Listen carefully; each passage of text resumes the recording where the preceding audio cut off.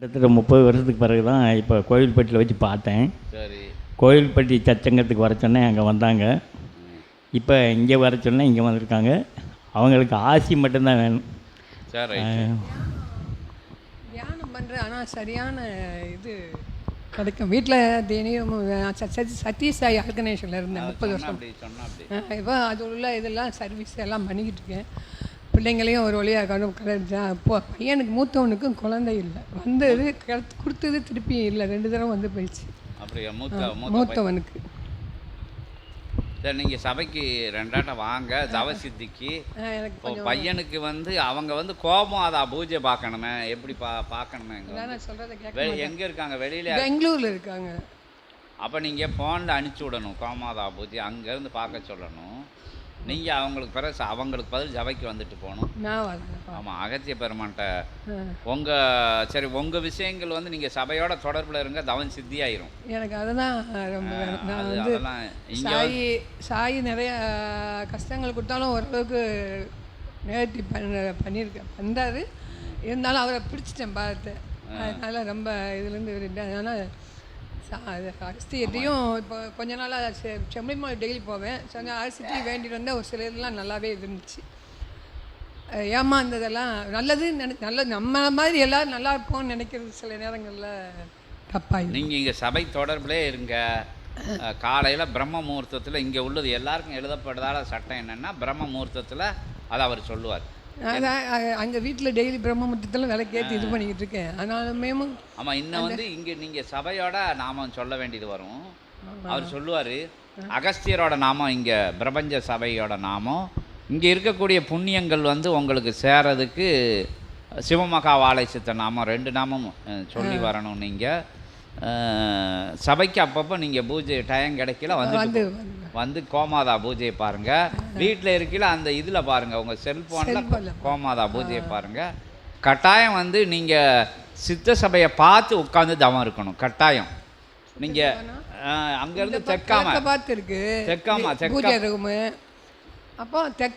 தெக்காமல் இருக்கணும். எப்படி பூஜை எப்படி இருக்கட்டும், தெக்காமல் பார்த்து தவம் இருக்கணும். அப்போ வந்து அகத்தியரோட நாமத்தையும் வாழை சித்தரோட நாமத்தையும் சொல்லிட்டு உங்களோட குலதெய்வ நாமத்தை சொல்லிக்கோங்க. அதுக்கு பிறகு வேற எந்த நாமமும் வேண்டாம். சாயை நீங்கள் குலதெய்வமாக எடுத்தால் சாய்பாபா நாமத்தை சொல்லிக்கோங்க. என்ன ஐயனாரை சொன்னாலும் சரி, நீங்கள் சாயை சொன்னாலும் சரி.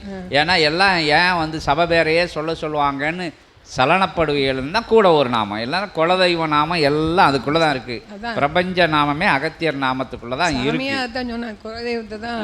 எல்லார் நாமமும் அகத்தியர் நாமத்தில் அடக்கும். இந்த சபையில் யுகம் மாறணும் அப்படிங்கிறதுக்காண்டி, சித்தனை உலகம் தெரியணும் அப்படிங்கிறதுக்காண்டி தான் வாழை சித்த நாமத்தை சொல்லையில் புண்ணியம் உங்களுக்கு வந்து வரும். அதுக்காண்டி. ஏன்னா ஒரு மனுஷனோட நாமத்தை சொல்ல முடியாது. ஏன்னா மறைஞ்ச மனுஷங்களோட நாமத்தை சொல்லிடுவாங்க. இல்லாட்டி பெரிய பொருள் செலவில் பெரிய ஆடம்பரமாக இருக்கக்கூடிய ஒரு ஆளை குருநாதராக ஏற்றுக்கிடுவாங்க. ஒரு எளிய எல்லையில் வந்து அவதாரம் எடுத்த சித்தனோட நாமத்தை யாரும் ஏற்றுக்கிட மாட்டாங்க. அதனால தான் இங்கே பரிகாரமாக அந்த நாமத்தை வச்சுருக்காரு அகத்திய பெருமான். இல்லாட்டி அகத்திய பெருமான் நாமத்தை ஒன்று சொன்னாலே போதும். ஆனால் சித்தனை உலகம் அறிஞ்சாதான் சபையோட ஆற்றல் உலகம் ஃபுல்லாக தெரியும். ஒரு வருஷமாக தான் அகஸ்தியருக்கு இது பண்ணிட்டு வரேன். அந்த நேரம் தான் பார்த்து இவனும் வந்தான், தம்பியும்.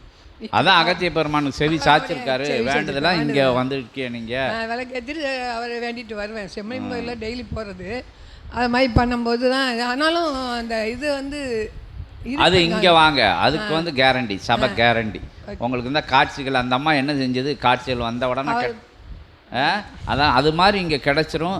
தவ சித்தி ஆயிரும். சுழிமுனை வேலை பார்க்க ஆரம்பிச்சிடும். குண்டனி ஆற்றல் இங்கே இருக்கக்கூடிய, அதை காலையில் உரையாற்றணும்ல, இங்கே இருக்கக்கூடிய ஒட்டுமொத்த தெய்வங்களோட ஆற்றல் ஃபுல்லாக ஒன்றா அகத்தியரோட சுழிமுனையோட இணைஞ்சிருக்கு. அகத்தியரோட சுழிமுனை வந்து வாழை சித்தனோட சுழிமுனையோட இணைஞ்சிருக்கு. அதில் வந்து ஒட்டுமொத்த பிரபஞ்ச விநாயகர் தாங்கி நிற்காரு அப்படின்னு ரொம்ப சூட்சமாக இருக்குது. இங்கே மொத்தத்தில் சித்தனோட சுழிமுனையோட பிரபஞ்ச சுழிமுனை ஃபுல்லாக இருக்குது. இயல்பில் வாழும் குரு வேணும்னு கேள்விப்பட்டிருப்பீங்கள்ல.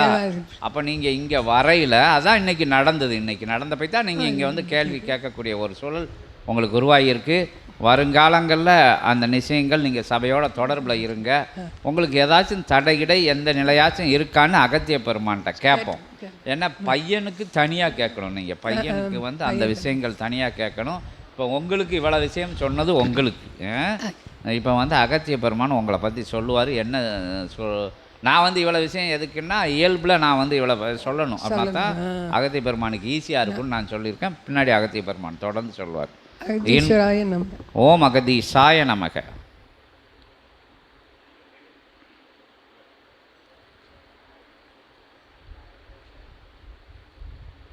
அவங்க ஊர் இந்த அம்மாவுக்கு வந்து அவங்க ஊர் சின்ன பிள்ளையில் அவங்க வீட்டில் இருந்திருக்காரு அவர்.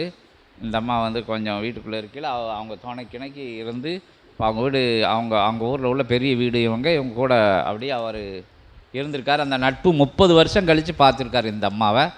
உடனே சபையை பற்றி சொல்லி சபைக்கு கூப்பிட்டு வந்துட்டார். சற்சங்கத்துக்கு இந்த அம்மா வந்தது. இன்புற்று வாழ்க அகத்தியமே சாய் அந்த இதில் வந்து அந்த சாய்பாபாவோட இதில் எத்தனை வருஷமா? 30 வருஷமாவா? தொண்டெல்லாம் பண்ணுதீங்களா? கைங்கரியங்கள்லாம் ஆ ஆ ஆ சரி சரி சரி. ஓம் அகதீஷாய நமக. வரும் சஷ்டி நாளன்று சபை நாடி வந்து பூஜையில் கலந்து கோமாதா பூஜை கண்டு அற்புதமாய் சற்சங்க பெருவிழாவிலும் கலந்து செல்கின்ற பொழுது நிச்சயமாக படிப்படியான உயர் ஞான சித்த பயணத்திற்குரிய அற்புதமாய் தொடக்கம் துவங்கும் என்ற அகத்திய நல்லாசிகள் வழங்குகின்றோம். ஓம் அகதீஷாய நமக. அடுத்த பூஜைக்கு வாங்க.